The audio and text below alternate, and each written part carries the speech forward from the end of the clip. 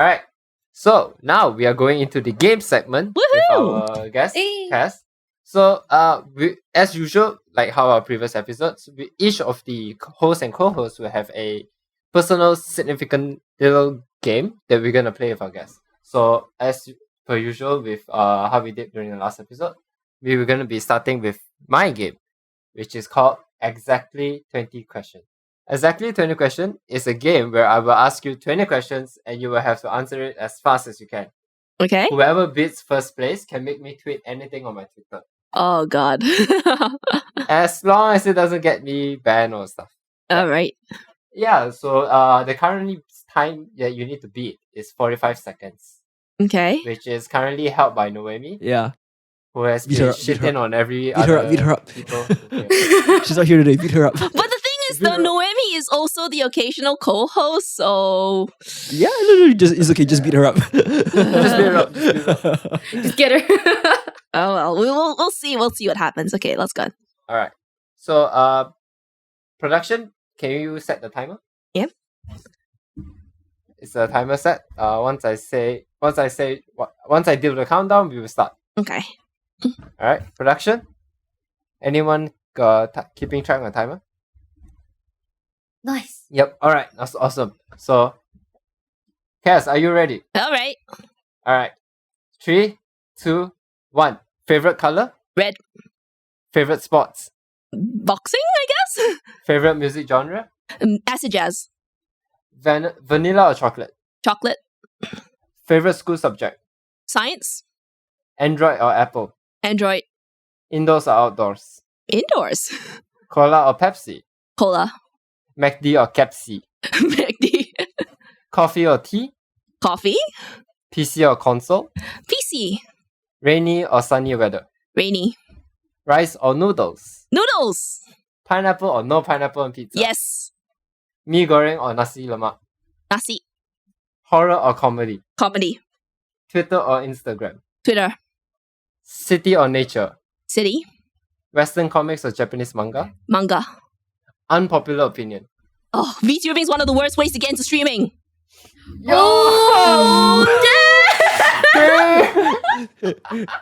Seriously, going right to the throat. Oh, damn it. 54 seconds. You're really fast. You're actually kind of fast. Because 54. Other than Noemi, the rest of them is like 1 second and above. Okay. So 1 you know what? second and 1 minute. Because she's the host. Let's have you as our first baseline. How's that sound? Okay. Because for all the guests, you're the only one who beats the 1 second. So let's just put you as 1 minute. our 1 minute. baseline. The control point. Yeah. You know what? Maybe I should just change to whoever can be Go faster than under 1 it. second can make me tweet anything. Aza's lagging right now. 1 minute. It's a minute, not 1 a second, Aza. 1 minute. You know what? I'll do that. Let's change it to 1 minute. So now, you can make me tweet anything on my Twitter. Oh, God. But yeah. I'll think about it. I'll think about it, and then do we say what it is on this episode later, or do we? I mean, you can tell me behind the scenes, and then I'll do the post, and then things can happen. Yeah. All right. So yeah. Anyways, back to the VTuber. Hold up. So, repeat that again. VTubing is one of the worst ways to get into streaming. Is it? Yeah, okay, so I mean, I know I say worse and it's very polarizing, but because reason being, right, there is, I mean, yeah, sure, to get into streaming to begin with, right, for a baseline level, there's quite a lot of kit that you need to have. For example, first off, let's consider you do need to have a pretty decent computer at first, Yeah. especially depending on the kinds of things you stream. Your mic it doesn't have to be a fancy ass one, but it does need to be sort of pretty alright, because unless you want to be a mute streamer, which is fair enough, but then you don't engagement opportunities just sort of it's a lot harder to come by if you do text only response. Now don't get me wrong, I have been in Picardo where the culture isn't where the streamer speaks much, speaking streamers, where you respond to their voice is just a rarity over there. So all streamers typed in response. Mm-hmm. Most of them did. Not all, most of them did. So but I say VTubing is one of the worst ways because there is so much you have to prepare as a VTuber. But even if you want to, even if you're a PNG tuber, you have to like create the you have to create a character. You don't necessarily need lore, okay, if you want to boil it down to the bare basics, but you sort of need to have like a sort of concept and stuff. Then you sort of need to you get the PNG done up or whatever. And I also say that it's one of the worst ways to get into streaming, especially if you're sort of doing it with a goal to like be like fully self-sufficient. I mean, people forget that they may that these things were sort of made like more visible because of like big corpo money. And people see what corporals are doing and they try to ape that, and that I find that's pretty much how things like YouTube developed over YouTube and like, you know, indie filmmaking developed over like television network kind of productions, and the bar has been raised over the years. But you notice also YouTube, if you want to start breaking into like making your own content there, a lot more is expected out of you. You can't get away with like the grainy like the grainy days of like, you know, simpler niga like editing work. Oh, that's true. Yes. Yeah. Everyone. I mean, I'm totally showing my age here, but it's the same thing as well with VTube. Like, it's, I say, one of the worst ways to get into streaming or break into streaming. If you want to just try it streaming as a hobby, you really do not need to be spending as much time and money in creating like the assets for the character that you're ultimately going to play. And that's even if I ignore the cost of models, all right? But yeah, if you wanted to just see like how you feel about streaming as an activity and something that you can keep doing it, because you need to be able to like it enough and not want to tear your hair out in order to keep things, you know, sustained. And your first streams are gonna be like to almost nobody. Unless you have friends who are willing to like, you know, support you, like try streaming out and all that, then yeah, you can. I feel like I can agree to one thing, which is if you want to get into streaming, VTuber should not be your your number one priority. It's the content, yeah. It's kind of like when you first go into streaming, you need to have a content which stands out. Once you got that settled, VTuber comes second, or at least after first. Yeah. It should not be, I want to be a streamer because I want to be a VTuber. No. It costs a lot of money to do so. Yeah, unless your content is very specifically VTubing-ish content and that you really not even so. Like even if you think about all the Hololive or Niji Sanji, all the big ones, each of them have like a significant thing that they will do. Like for example, even though if you take a while, let's say Akai Hato, which developed their Hachama personality, and going into cooking, which is now the biggest thing about her, and then Mori Calliope, which is singing. But if you think about all this, VTuber is kind of like the second thing. Yeah, it's like the vehicle, It's like the vehicle. Yeah. So.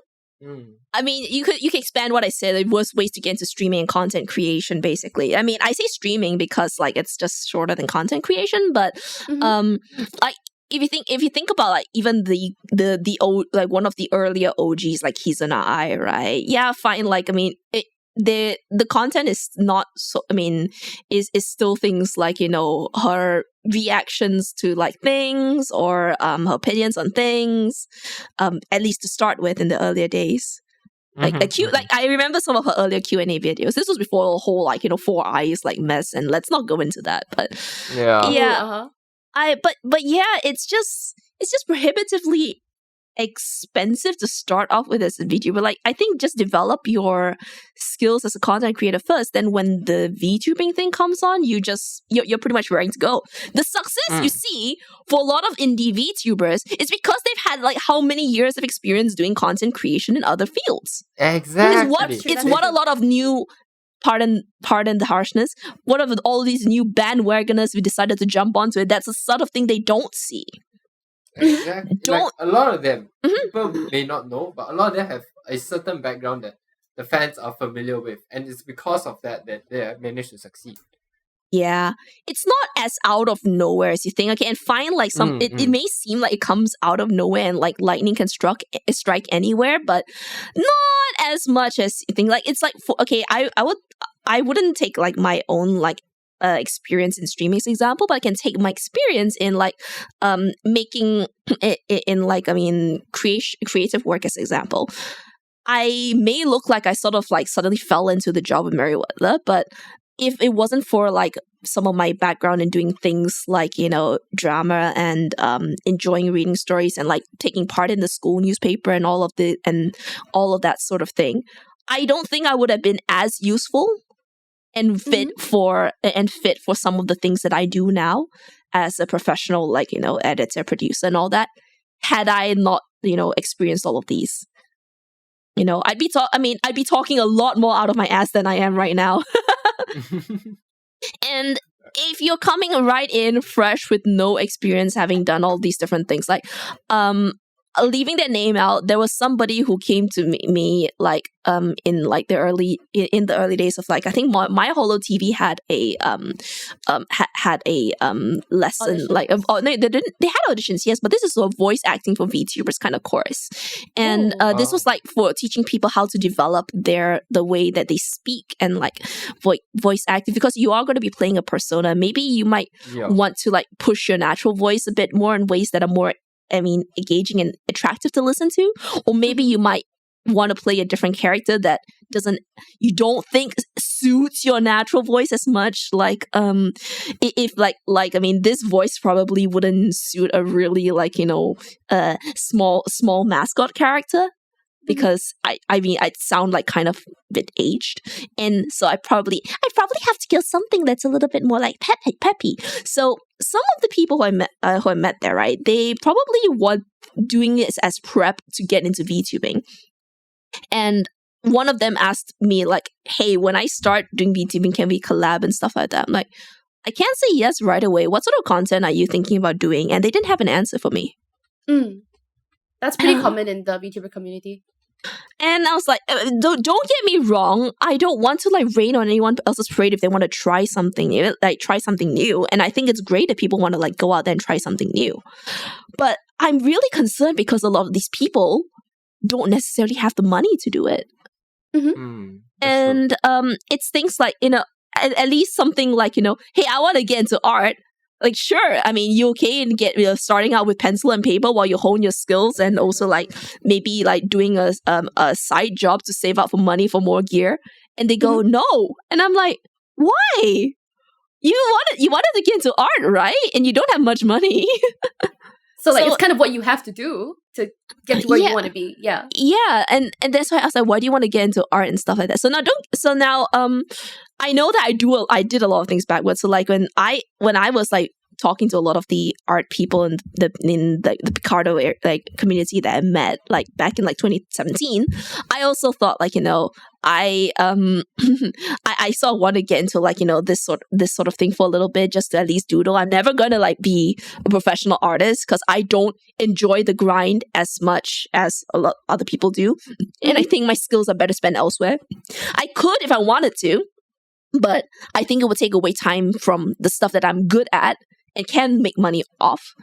So, and I don't think I'm committed enough. I just enjoy it as the art thing. I hardly touch my tablet in terms of like for art reasons now. It's all for editing reasons, for lettering and whatever. And I know that at the time when I got into it, I spent like more money starting out. But caveat, I was a working adult. This was money that was not essential to my survival. Unfortunately, there are a lot of people who think that, okay, I just start out with something and I need to like actually commit to make it work, and they spend money that's essential to their other things, like other bills. And I'm just like, no, please, you have other priorities. Yeah. If I can think of a few people who spent like their pandemic like student loan money because they're not going to like university, and they've just spent stuff on they've just spent stuff on VTubing. You've seen all the tweet longers and the threads about please don't make like donation goals that like are, I mean, and say it's for necessities when it's actually for like your stream assets. Agreed. Yeah, for sure. And it's really irresponsible. There's all of these sorts of things, and yeah, if you want to get into if you want to like, you know, get into streaming and you think it's VTuber or bust, don't let me stop you. Just make sure you know what you're doing and you're not like hurting yourself or other people in the process. So yeah, but like I say, worse is like kind of polarizing. Well, to be fair, you're trying to speed things up with the, when I said I just threw the question on you, to make it as controversial as possible for the fun. Yeah, pretty much. There's a lot more nuance to it, but yeah. True. I think just figure out your content. Maybe like you can try and like I remember like once like just before I started streaming like because I used to like join in on like Picardo streams as well, like, but before I started like streaming the art stuff on Picardo, I was actually just doing art like offline just together with these people, and then it was just a very natural jump to just go like, hey, I'll just like put the camera on the process and see how it goes. Mm-hmm. So yeah. All right. Okay. Right. Your game? So my game is a game called Two Truths, One Lie, where you as the guest will give us two truths and one lie, and we have to guess which the lie is. All right. And up to you, depending on like whether you want to talk about the truth or why you lied about what you did. Up to you. You can get into story time. You can talk about all your answers. You can talk about one of them, whatever you're comfortable with. Okay. Yeah, it's not an issue. All right, so I just basically like list them in order, and then like I open the floor to you guys. Is it? Yeah. Yeah, pretty much. Okay. Okay. Factoid, quote unquote, number one. I almost became a dietitian. Ooh. Y'all know what that is, right? Yeah. Yeah, we do. Okay, that's good. I don't really need to explain. Factoid number two. I speak 4 languages. Okay. Factoid number 3. I own 2 spinning wheels and know how to operate them. Spinning wheels? Spinning wheels? As in like they turn like fluff into like thread. Oh! What the? Okay. Third one seems too real. Too bizarre to be fake. But why would you need 2 though? Like, Yeah, why would you need Okay. 2? I mean, she's not gonna say anything. Yeah, So. you gotta like figure it out. Okay. I think the first one is the lie. Actually, no. It could be a number thing that is for the second one. Exactly. Yeah, you know what? Second one. Yeah, I'll go with the second one. Okay, so I was just going with the second one. How about the other 2? I'm thinking the third one, also because of a number thing. Okay. I might go for the second one because I can kind of reason out with myself why the other 2 could be like, oh, maybe. All right, so those are final answers, right? So 2 people think. So 2 of you think it's the second one, that it's the number thing. It's actually not 4 languages, and one of you thinks it's the third one because it's a number thing, or like. All right, okay. Yeah. All right, so drum roll, guys. You're all wrong. What? Oh! The game again. But one thing that you are sort of close about, but not quite, is that lies do sound sort of more plausible if they're mixed in with the truth. So there is some truth to the first one, but not in the way you think. I almost went on a nutrition master's. Oh wow! Is that like a course that you were going to take in Malaysia, or like? No, I was based in the UK at the time, and like I finally finished like my undergrad degree, and I thought like, okay, fine, let's go on maybe to do a master's, and that way I could also still stay on there. Unfortunately, because of like some weird visa things, they couldn't like keep me on, but I did get like accepted initially to do one, so that would have still been in London as well, and I sort of like thought of that because like I have a huge thing for food. Like one of my high school qualifications, the same as your SPM or like O levels and GCSEs, was actually in food technology, and I like really delving into like some of like the science behind it as well. So and understanding how it affects like people as well. So like nutrition, dietetics, that would have been my post-grad option, but it wasn't meant to be. And then like I also couldn't find a job, so I just came back home. But the other stuff is true. Entirely true. Okay, but why 2 spinning wheels? Yeah, I was gonna ask. So spinning wheels for wool come in 2 types. There are the castle style wheels, which are upright, And there's like the more like traditional looking ones that you might see in like fairy tales, where like the wheel is sort of like offset to the side, and then the business end is at the on the other side of it. The castle, so the castle style is the business end is at the top, and the wheel is sort of like at the bottom. And I probably will send you guys pics later so you can add it to. Yeah, that would be nice. Yeah, add it to like the editing in post. But I own 2 of them, so I actually know how to knit, crochet, and also because it's a sort of like follow on from that. Like I try to like spin the wool from fluff before. Oh, wow. And so I actually know how to operate them. Like it doesn't sound like heavy machinery. It's not heavy machinery. It's all wood with like the odd like other material for like the axles and like maybe the other certain joints. But yeah, like I started like spinning fluff into like I say fluff, but it's they have technical names for it. I forgot them now. I started trying to like spin like yarn with like a drop spindle. That was like before you had the wheel and all that. And drop spindles for me were a little bit hard to control, but they're supposed to teach you like proper technique and all that. But they just didn't feel as fun for me. Eventually, when like I sort of picked up a wheel from it's a really weird story. Like I picked up a wheel from like this person who decided to restore them and just like give them away, because I was part of knitting forum called Ravelry at the time, and like all these like different groups and all that. I even have like knowledge about the wheel models and like even some of like the history of that, but I'm not gonna get into it here because it's a little bit too much. But Cazz is multi-talented. Let's go. Let's go. The funny thing is like, that go ahead. It's so interesting because like I don't really like see or know of anybody that does it in Malaysia. So did you pick it up in Malaysia or in the UK? In the UK actually, because you find it really hard to do this sort of thing in Malaysia. Yeah. Because so it's we more live common in the there than tropics. Malaysia. We live in the tropics, but obviously I have left the UK since, and those wheels have come with me. All right. Oh, Because I was also thinking like in Malaysia, like things are it's hot as heck over here. You wouldn't want a thick sweater over here. No, but people are now traveling again, and sweaters make good gifts. Cardigans make good gifts as well. Fair. So Fair.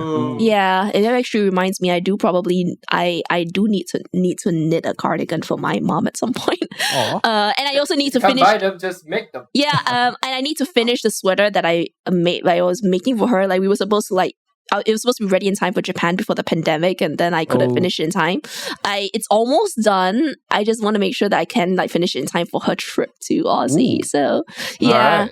My mom's been the only family recipient of my knitting gifts. My dad and brother don't have anything. But yeah, and the other factoid, it is true, I speak 4 languages, not all of them equally well.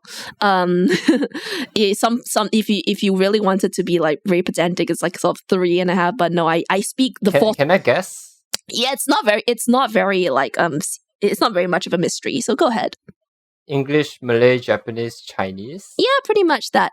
I don't speak any of the other Chinese dialects very well. I don't speak Fujian or Hokkien enough to be functional. Cantonese? No. Like I'm one of those generations where like sure, you know your Mandarin, but the family doesn't teach you the dialect. We all speak in English. Japanese, yes, I speak enough to navigate around Japan, and in fact, like it was sort of an irony that everyone in my family had gone to Japan before me, and they don't know a lick of the language. And then when we finally got to go as a family holiday, I was like, Cazz, it seems that the Airbnb that your mom booked, the Obasan, doesn't really speak much English. Oh. So that was fun. And like, it's kind of fun because like when the Obasan's just there asking me questions about my family and I'm responding and we're laughing, and then my parents are looking around. It's like, what are you talking about us? This is where I have more power. Yeah, and it's helped quite a bit because like, I mean, in Takayama, when I went over there with family to go to the markets, there was cloth shop where, because of my knowledge of language in Japanese, and also kimono, by the way, that was another factor I considered like putting up for discussion, that I know how to like dress people in kimono. Yeah, that was Wait, another like one. full on kimono, like not like yukata. There's a difference, right, between the two. Yeah. Extra layers. The obi is a bit more substantial. Full on formal kimono is a little bit hard for me because of the weight of things, and I am I'm a midget, and I don't have as much strength as I'd like to like pull the obi on and dress people. But I can dress myself in it somewhat. Not perfectly, but yeah, I can dress people enough in stuff that's not just yukata, and yeah, because of that, right, and because of the Japanese thing, like the shopkeeper of the cloth shop, she just went to the back and said, we had this dropped off, and like nobody's gonna be like wearing it. Like it's a shame that people don't wear it as much these days. You can have it, so free kimono. It's nice. Wow. And I sometimes loan it out to people for like for like whatever reason that they need to, but I have to be careful what I loan out. So yeah, there we go. Those are the factoids. The two truths, one lie.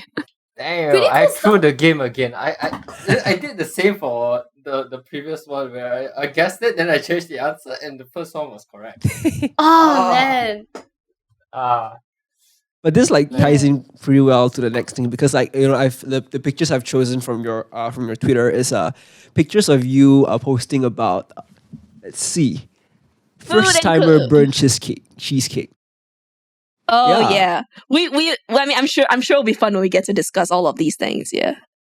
Yeah, so so I see. I mean, well, you said that you wanted to go into nutrition and cooking as well. So it looks like you do like quite a bit of cooking on the side. Yeah.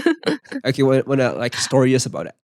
Well, I wasn't exactly like formally trained or anything, but I do have experience working in food service. Funnily enough, both my brother and I have experience working in burger restaurants. So like I'd say in Malaysia, one of the best examples that you guys can think of is My Burger Lab. Yes. Yeah. Yeah, I mean, I actually know people who have worked there, and I worked in something equivalent to that, but they were more delivery focused. And I kid you not, the name is actually called Chosen Bun. Oh wow! Wait, that's like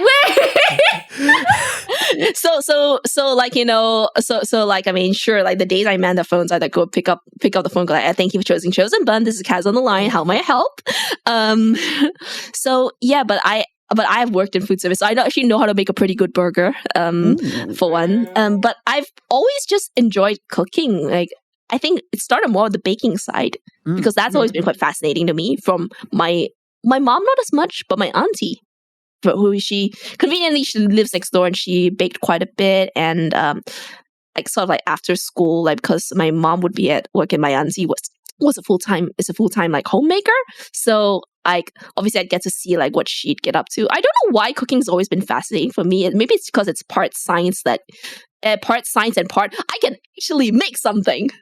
Nah, it's just the Malaysian side about food. It's always that thing. Wow. Yeah.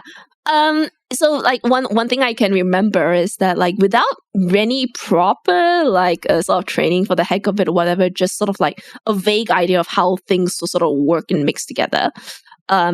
This is when I was 14, and we had school was split into like morning and afternoon session. It's a really weird concept that I think most people won't get like outside of Malaysia, where because schools are so full, like you have half of the students come in the morning, and half of the students come in using the same classrooms in the afternoon. And I was part of the afternoon session that it was like in when I was 14. And in the morning, I would have sort of like be like kind of bored waking up. So I, for some reason, found a recipe for apple pie in my mom's books and decided I have a few hours to kill and no like real experience other than knowing how the oven operates. Why don't I try making some apple pie? We have apples in the fridge. And that day my mom actually managed to come back to a clean kitchen that didn't blow up. So wait, long story short, did it work out? It did. Wow. Oh wow! Someone's got a. I wouldn't call myself quote unquote like naturally talented, but I do just enjoy it. And like because I remember making applesauce before, and like I decided, oh yeah, apple pie is just pretty much an extension of that. You just need to know how to make the pastry. I wouldn't say that the apple pie came out really neat, but the pastry wasn't bad. Hey, if it tastes good, it tastes good. Nice. And from now on, my mom was like, just make sure you don't leave my kitchen a mess, because I used to be like, this is mom's kitchen. What if I'm trespassing? Yeah, it's your She's secret like, I ground. trust you. Yeah. Yeah. And then like when I went later on went to boarding school when I was 15, and then food technology was an option, I was like, yes, Ooh. I get to cook. Wow. It's pretty Alright. interesting. Yeah, a lot of people don't really consider food technology like in general, and knowing that, yeah, it's cool. It's pretty cool. Yeah, so like when it comes to like the cake itself, right? So Bass burnt cheesecake sort of like became like viral, or at least on the internet for a little bit, Mhm. because I mean it's one of those things that looks kind of atas and looks quite complicated, Yeah, but bougie it and really all. isn't. Huh? It looks kind of bougie, yeah. Yeah. It can sometimes taste a little bit bougie, but it is anything but, because the original recipe, from what I remember, the story of it is like somewhere in, was it Spain? Yeah, somewhere in Spain. The guy who created it, right, was just pretty much like dumped everything together, and the original recipe is mixable with just a single large metal spoon. I prefer not to do that because I feel a spatula has more control, and this is sounding very technical. Uh-huh. Yes. I mean, the original recipe is no secret. In fact, like at the original restaurant, I think they've given out like cards with it before. Wow. Yeah, but then obviously like there are some other people who try and lay claim to being the one who originated it, and nah, not really. So yeah, like I've eaten it before, like once, like or twice, because people have like bought it in, and I was like, you know what, I wanna try making it sometime. And it so happens that Kari was visiting, and I decided, like, we've seen this, let's just try it. In the end, he was sat there while I was just making the cake. But it was fun. It came out looking nice. How did it taste in the end? Well, I mean, pretty good. Like it no longer exists, I guess. That's good enough. I have to say though, I Fair enough. personally prefer it chilled overnight rather than Fresh Hot. baked. yeah, fresh baked. Ah. You can eat it a few different ways, and you can bake it in a few different ways. Mm. So yeah. I actually like my cheesecake, like put it in the fridge for like overnight, and then we eat it. It's cold and it's a bit, what do you call it? When you put it in your mouth, it mushes together, so it's like that feeling. I like it. Yeah, Bass cheesecake, like the recipe looks, and because of the ingredients of it, right, it looks as if like it's going to be one of those really dense tasting like chilled cheesecakes, because like New York cheesecake, but it actually isn't. It's lighter than you think. Assuming you prepare it correctly. I've actually managed to taste dry Bass burnt cheesecake, and I didn't know that was possible, but it is. Especially, I didn't know it was possible because of how little flour it contains in proportion to everything else. Wow. But Okay. it apparently it happens. Like, I think one of sure, like I like it when I make something it tastes good enough to my taste buds and my nearest and dearest. But I think one of my favorite compliments was when my parents actually said, after we were brunching at a place that had Bass burnt cheesecake, "Nah, yours is better." Oh, that's nice. So yeah, That's when you know you made it. Yeah. So I like making the food. I like delving behind the history of it. I like delving behind like what makes it work and what doesn't make it work. So it's things like if I added like more salt or less salt, like what would happen other than it's saltier and stuff. So to that end, I also like watching like food YouTubers who go and talk about these sorts of things. So shout out to some recommendations if anyone's watching this episode. So like Helen Rennie, My Name is Andong, Kenji Lopez Alt. These people go a little bit more into the backstory of things. So Ooh. yeah, but I have a lot of other I have more of some of the other usual favorites. Like Adam Ragusa also does go into the back thing of it. But there's some people who are just really funny to watch as food YouTubers, so like Life of Boris. Oh, okay. That one is yep. All right. So I guess that's our game segment. Yay! Cool Yeah. stuff. Hey guys, we're back. But sadly, Cazz had to leave and she had to attend to some stuff. But she brought in a replacement. Her name is Raina, if I'm not mistaken. Would you like to explain a bit about what's going on right now? This is kind of sudden. Hello, it's me, your hostess with the mostest, Raina. I serve as the 2D mascot of Cazz, and she pilots me. I say pilot, but you'd probably know my form better as a VTuber when streaming. So yeah, when it's streaming, it's my body you see on the stream and not Cazz because she's 3D. And she was told by random people on the internet because you've heard she works on on web internet media. It's like, oh well, clearly 2D is better than 3D, and to better connect with those people on in the same space, that's where I come in. So my body gets hijacked. I'm not even controlling my appearance and stuff like that. If she's holding you hostage, please blink twice. Can you blink as internet gas? I guess I can, but only with her control. So. Oh no! Oh no!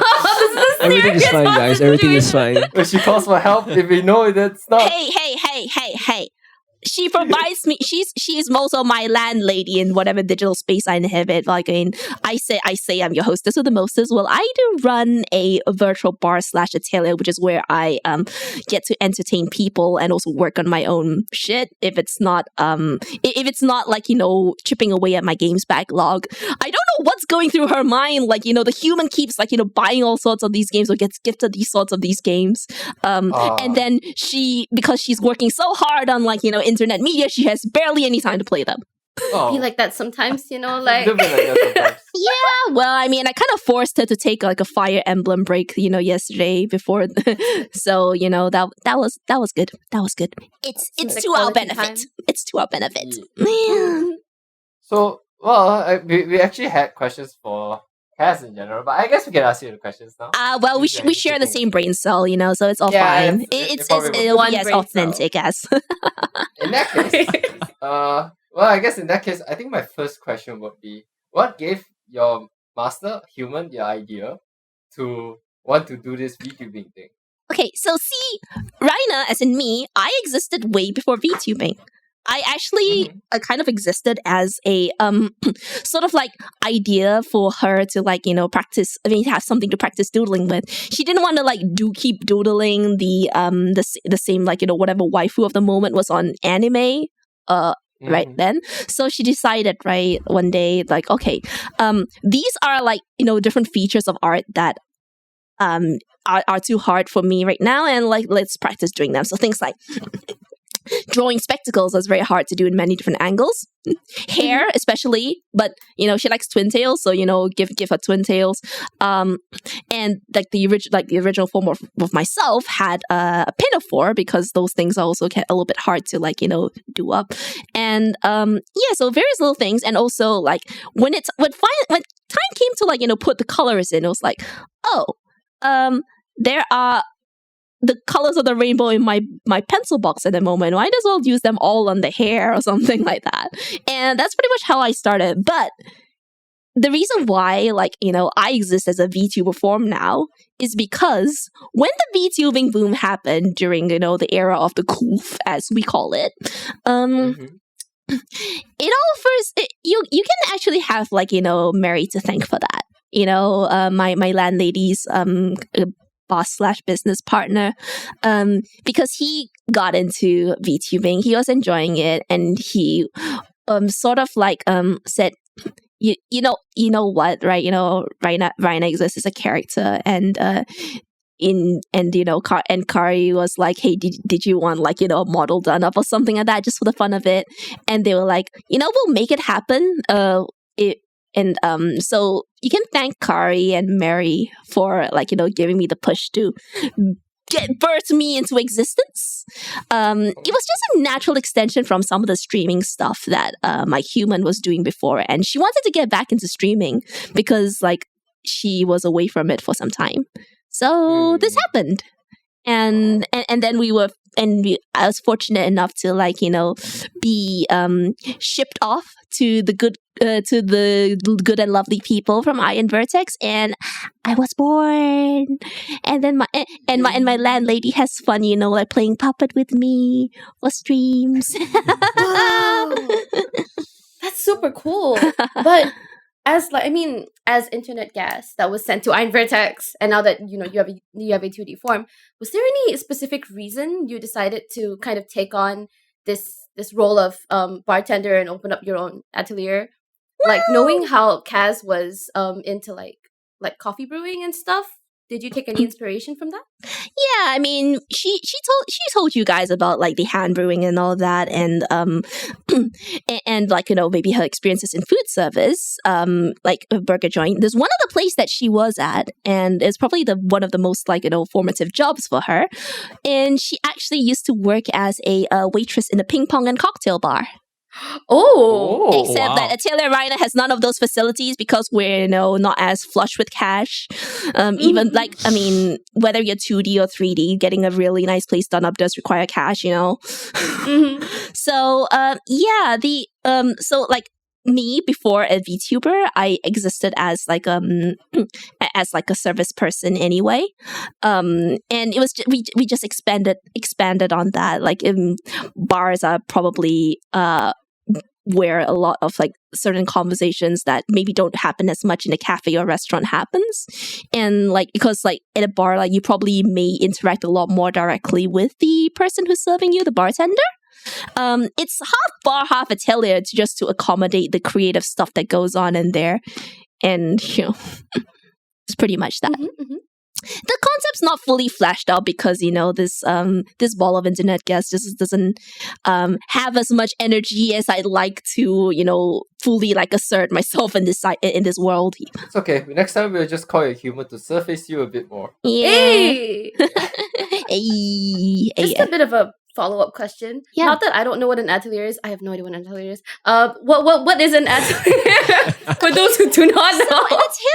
An atelier is mostly used for, I mean, to refer to like a workshop that is more for creative arts. So you have things like art itself, you have an atelier for that. Fashion, your fashion workshop also, like, you know, you can consider that an atelier. So things like that. So if you say the word atelier, you sort of bring to mind that it's going to be mostly going to be crafty, arty stuff. Like although, a creative workspace? Or if you like, you know, or maybe if like some people out there watching are more familiar with the Atelier series of games, it's more alchemy. But there is no alchemy going on in my place, unfortunately. Such.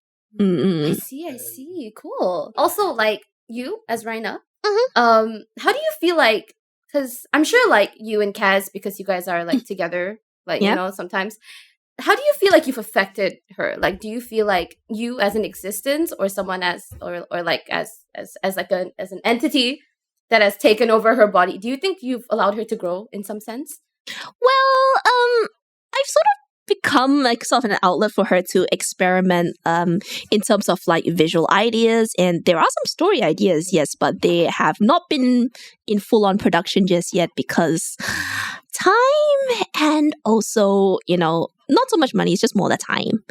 Like, so Cazz has told you guys before how she's much stronger as an editor for character voices and not so much actual stories. So in that sense, like, she's using me to experiment with that side of things. But so unless in the, like, you know, content, like other stream content creation stuff, although it definitely is fun to, like, you know, see a 2D waifu, like, you know, pulling all sorts of funny expressions on stream. Let's be real. But whenever she has the time to stream and, like, you know, sort of get in touch with like other people, it's also a way for her to experiment and like find out what sort of stuff she does well and doesn't do well on a stream. And it helps though that she doesn't have it tied to the success. Like, we don't have, like, you know, our survival tied to the success or failure of whatever happens on streaming whenever it goes live. And it hasn't gone live for a little while now because, you know, of the human has been working very closely with VShojo over the last few months. So yeah, I suppose in terms of like personal self-discovery and other skills to develop, yeah, I suppose I've had a hand in it. That it's not that she wouldn't have been able to develop it without me around, but it just makes it easier. So yeah. I see. That's pretty cool. Because from what I've seen, like around the VTuber community as well, for a lot of people behind their VTubers, they kind of they develop a lot of skills just so they can go ahead with like pursuing what they want to do as a VTuber. Like Cazz was talking about prior about how like VTubing is a really expensive hobby and like stuff like that. And I think it's honestly pretty cool that there are people out there who go out of their way to learn certain skills so that they can actually go through what they want to do. Well, I mean, the only reason that, we can exist as, freely as, that I can exist like sort of as freely and as not so consistently as I have on the internet is because, it's obviously by the good grace of like having a pretty stable like job with Merriweather Media. If not for that, I don't think I would have been even present as much in the first place.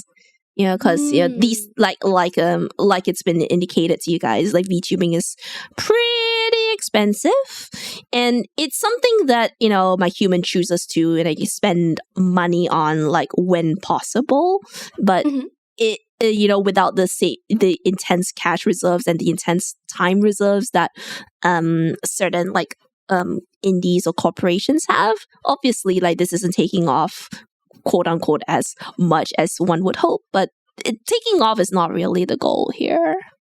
I mean, we have to thank Merriweather for, if it weren't for Merriweather Media in general, you probably wouldn't be that exposed to VTubering, right? Yes and no, but it does kind of like have an influence on the rest of like the crew. Like, I'm sure my humans like mentioned that sort of thing, but Mary himself is a VTuber, has the models. We also have the company itself has other VTubers like Lumi and Sif, and more recently Udea. The person behind Udea actually does the art for Winter Moon as well. And then and then also we have not under the company, but they work with our company. So like Kirena, the Pinky Fox, the mother behind Kirena is Osimi. So okay. So like she's also done a lot of like art for us. Like she's one of the OGs of that company. So yeah, like where like VTubing also ended up being a way for like artists to like sort of like experiment, like actual art people. Maybe not so much with the streaming and entertaining side of things. They'd still rather like quietly do their art on stream. But hey, like if there's a chance to see your like your own art move, why not take it? That's probably why a lot of artists got into it. Apart from the fact that they can't really do conventions, so you need another way to reach people and make money. Yeah, if unless there's a technology for it coming up soon, we never know. Yeah, we'll see. It's like it's become more of an extra outlet nowadays as well for artists to start streaming, to start earning from streaming, to just generally do what they want to do, earn from it, rather than using like the existing traditional methods, which is also pretty nice. It's pretty wonderful how there's so many different ways to make money now, and like compared to like what y'all humans say, like the tried and tested like way. I mean, come on, even my human like fell prey to it. She's an engineer, for God's sake. Oh, look where she is now. But in a better place. You make her sound like she's dead. Come on. I can still hear her voice. It was just yesterday. I see what you did there. All right, so yeah, we didn't get to talk about this with Cazz previously, but I always wanted to have a talk, which is as a 2D character. Do you watch a lot of 2D shows? Well, I mean, I can't say my consciousness is very much awake, but I am very well aware that that we collectively enjoy some shows. Yes, maybe not as much as like when Human was in early teens, but we've been actually quite semi up to date with the most recent season of anime. Yes. Because I'll be honest, like ever since we got to this age and we are like have responsibilities to do, we we don't have that much energy to watch lots of anime back when we were teens. I mean, Like- it's fun. I mean, for me as 2D internet guys, it's fun to go, oh my god, there's people like me too, and they're doing so much cool stuff. Meanwhile, I have to be chained to a human. It's all right. It's alright. It'd be like that. Yeah. Ah, So, alright, in that case, as 2D characters such as yourself, Mhm. what are your, what are some shows that you really like? Or do you have like your favorite show of all time? favorite show of all time would have to be Nozaki-kun.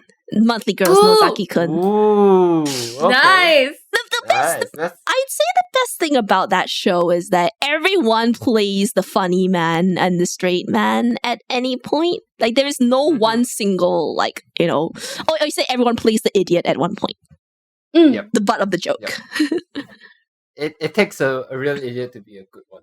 Yeah, and it's also a masterclass in that. Stories Mhm. that exist mostly on misunderstandings or they call it comedy of errors. If you want your story to be mostly, driven forward because of misunderstandings, you gotta make it pretty damn entertaining. Otherwise, it's gonna start to become very annoying. I know, right? Oh my gosh. It reminds me of Nisekoi, where it's so drawn out with misunderstandings. Admittedly, we haven't Uh. seen Nisekoi yet, but maybe for next time. Alright. But so yeah, all time would be Nozaki-kun, but then there's some more favorites that are sort of current-ish, quote unquote. Mm-hmm. Probably Kaguya-sama's pretty good, but Spy Family is great too, and your boy Kongming. Those were the three that we've been enjoying over this season. So yeah. Yeah. The current season, the recent animes are actually pretty good. Like the good ones are kind of really good. Yeah, and sometimes we don't necessarily just enjoy them for the full-on entertainment package. Sometimes we the human and her partner, which is I have to call him my partner, and I swear this is a really weird VTuber. It's not a family tree anymore. It's not a family tree anymore. It's a family bush. Wait, hold up. So Carolus has two partners? Whoa. Well, I mean, we're sort of semi one and the same, but not quite. But he's my art papa, so I have to call him my partner. Like I said, it's VTuber family trees are so messed, Yeah. they might as well be family bushes, I see. hedges, or whatever. I don't know, what have you. So we watch anime for we talk about the artistic decisions as well made, why did they choose that shot, or oh my god, Oh, yeah. this is so smooth, why did they choose to emphasize this moment if we remember how it differs from the manga. So we've done things the Fate series. We've watched some of those shows, so Fate Zero was a nice one to watch for anime. I guess even for content creators, by the time we reach to the point where we focus less on the waifus and the story, and we went to the point where oh, that's a really good shot, or that Sakuga moment was really well drawn, Oh yeah. or the Or what do you all call the it? musical effects that they choose, Yeah, things yeah, like that. Yes. Definitely. It's our concept of what sort of anime is enjoyable has changed ever since we become ever since we develop artistic tastes. Yeah, but So I think what's important though is sometimes not everything has to be analyzed with a keen eye. There are some, I'm True. sure there are some guilty pleasure things that you probably everyone here has enjoyed, and it's why do you you don't know why, but you just go back to it, even though that there's some sort of weird decisions, and people say maybe it's it is trash, but even controversial stuff my papa-san unironically likes Sword Art Online. I'm Solid. okay with that. Solid. Yeah, but Which comes to the point. What's everyone's guilty pleasure right now? What anime do you go back and watch once in a while? I won't I'll- call. Sorry. Yeah, go ahead. You first. Right. I wouldn't call this an anime I go back to once in a while, but it's an anime that I hold really close to my heart. But it's also an anime that gets a lot of criticism for its animation. If you guys are aware of Ajin, No. No. Yeah, the one it's a bit 3D, right? it's all 3D and yeah, I think that's why. it's extremely unnatural in terms of how everything looks, and it could get in the way of your watching experience. But it's an anime that I found the plot kind of just it makes everything worth it, you know. And I can look past the like as someone who used to be an art student, like I can look at this and go like, ugh, I don't like how this looks. I don't want to watch it. But having given it an actual shot, I'm like, you know what? Yeah, you know, this is fine. This is fine. Yeah, all right. Yeah, what about you guys? For me, all I can say like two of my guilty pleasures is Attack on Titan and also anything Pokemon. Ooh, Pokemon. Yeah. So I actually, I mean, everybody knows Attack on Titan, but the Pokemon anime, ever since like when the X and Y season came out, I was like, oh, catching up with the Pokemon anime, yo, let's go. And like, I like it's just a pleasure of mine because like I grew up with Pokemon. Like I literally started playing Pokemon when I was 3. Oh wow! Yeah, really young. And yeah, like with the original like Pokemon Red and Blue, and also Yellow. Actually, I played a lot of Yellow. Then I like grew up with like Ruby and Sapphire a little bit, and then I missed the NDS ones, and then I played with the emulators afterwards. And right now I'm playing Pokemon modded Pokemon games on my free time. Wait, is Lazarus saying that they were able to handle a Game Boy like, you know, when they were 3? Yeah.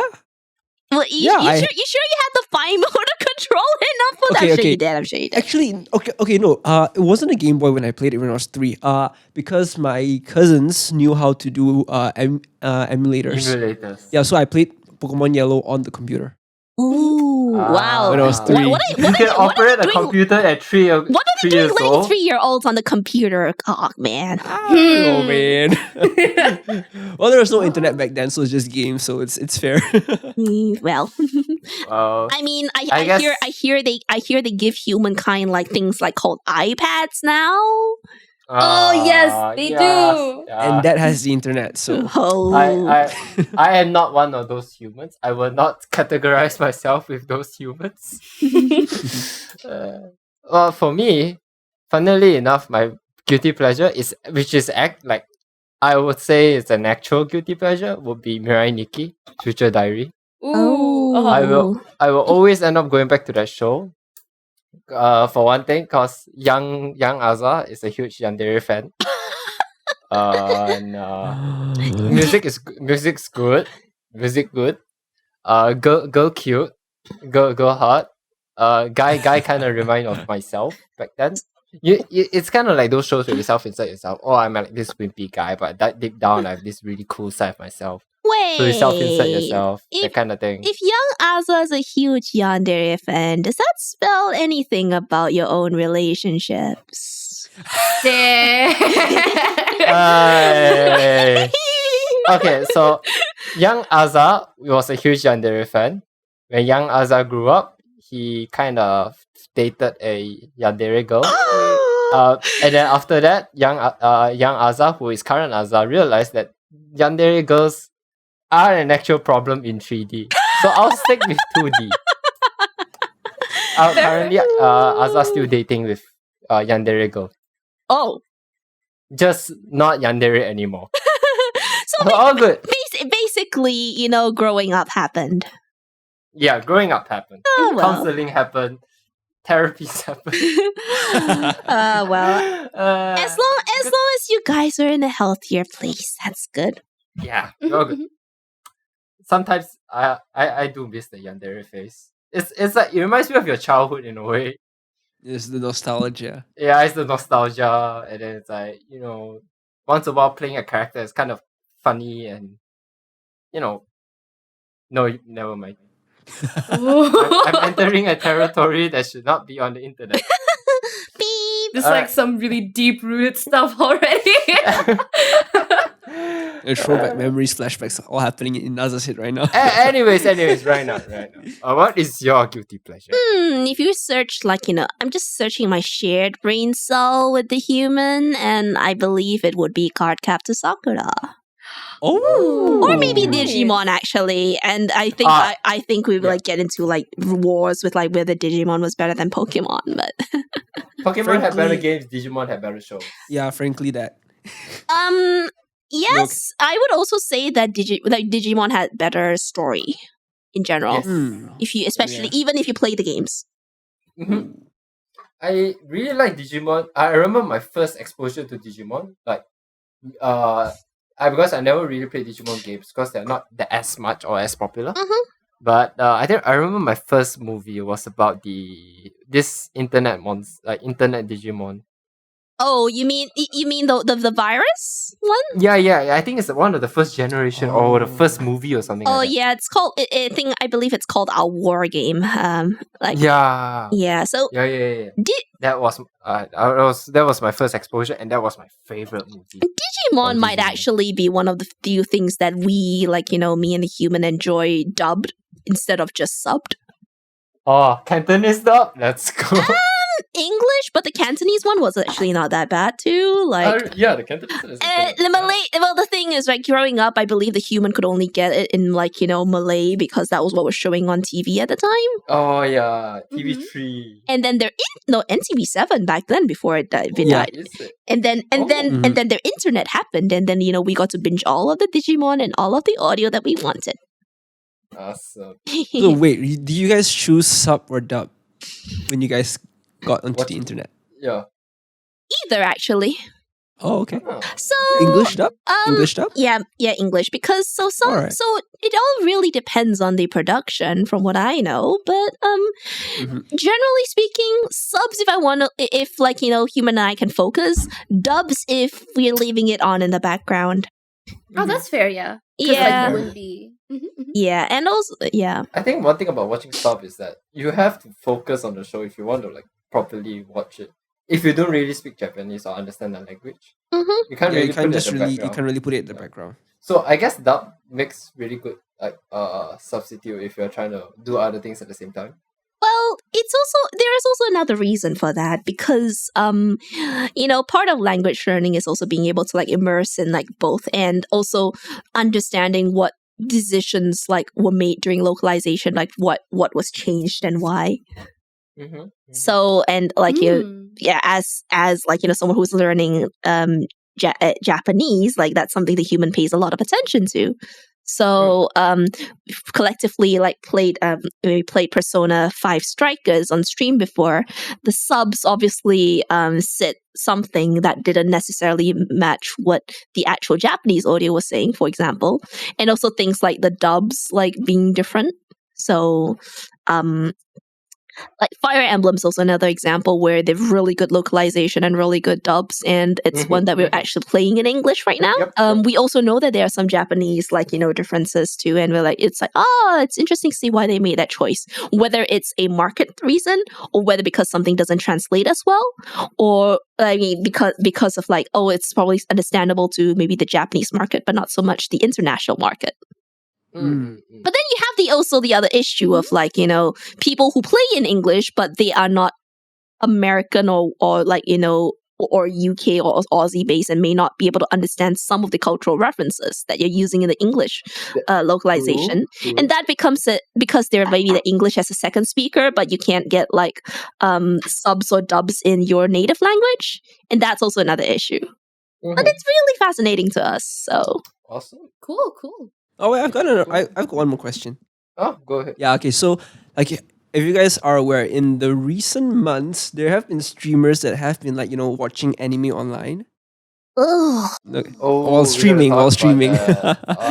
Yeah. So Raina, have you ever thought of watching anime yourself instead of with your other brain cell? Well, watch party on a stream, I don't really know if it would be as entertaining to have it broadcast live. I know there are a couple of colleagues in the space, and a shout out to friends at Play Asia. Obake Pam has done maybe something sort of a watch party before, but for things like Nintendo Direct, and Pekoda from HoloLive has also done something like that as well, where you you have your own copy of you have your own way of getting the show, and then we're just watching together, but you just listen to whoever the streamer is commentate. I'm not really a fan of doing that, except for with people who I know are more comfortable, because right.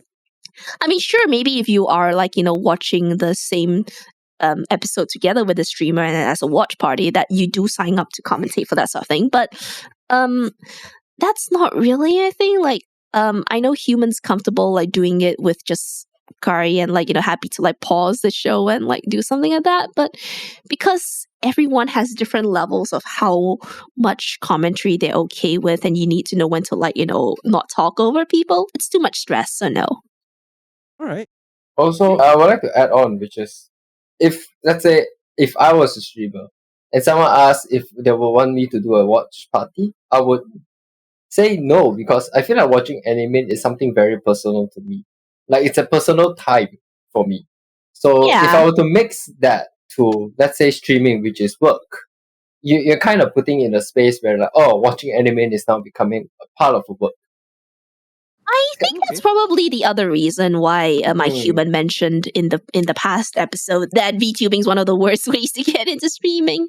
It starts influencing all the other areas of life, and people forget that you need to have a switch off moment when it comes to streaming as well. Yeah, true. Yeah, even if you're doing it as a hobby, it can eventually spill over into work. I mean, power to those who do it like 24 hours and like streaming is literally their life and they can balance that out. Power to them. But I think for me, or for quite a number of us, it might be a lot taxing, because if you mix work and your daily life at the same time, so when is your rest time? Exactly. It's like only sleep and food. Like some people will eat on stream or sleep on stream. I'd say the more dangerous thing is that you end up like selling all of yourself as part of the product, because in the end of the day, when you're a streamer, you, or like whatever manufactured version of you choose to put out in the world, is the stuff that you're selling, and people spend their time and spend their money on making sure it keeps going. And if you choose to put too much of yourself into it, you sort of start becoming, you as a person start becoming commodity. And then if people like decide to not watch you anymore, it really does a number on your self-worth. It does.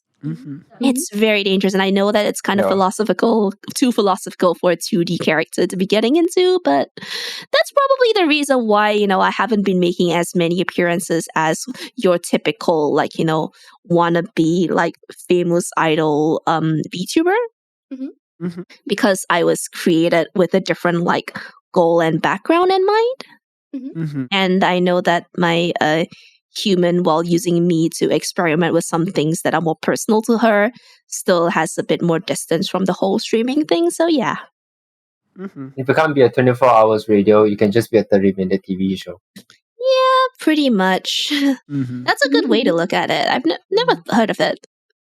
I just came out of it on the spot. Hey! Good stuff.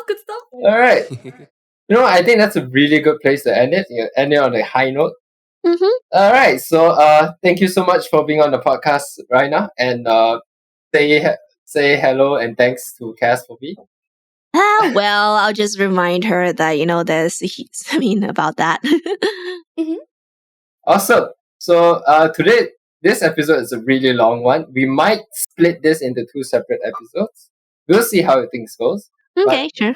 Oh well. Until then, I'm Aza. I'm Lazarus. I'm Acacia. I'm hungry. And wait, how do I close again? And let us tell you more about it in the next episode. All right, goodbye. Let's go. Goodbye. Bye. Oh my god. Wait, how can Raina be hungry? I think the humans, hunger signals are overcoming things.